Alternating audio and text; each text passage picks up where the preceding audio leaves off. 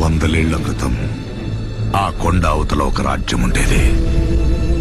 ఆ రాజ్యం గెలవాలంటే సముద్రాన్ని దాటాలా. కాని ఆ కొండ మీద ఒక సైన్యం ఉండేది.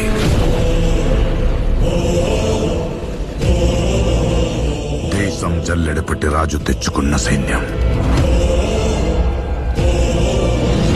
కులం లేదు, మతం లేదు, భయం అసలే లేదు.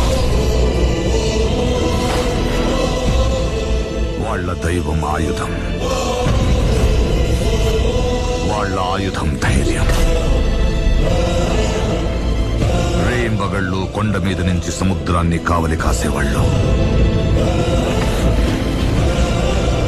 శత్రువుల రక్తంతో 100 సార్లు ఎరుపెక్కిన ఈ సముద్రానికి సాక్ష్యంగా ఈ చోటు ఎర్ర సముద్రమయ్యింది.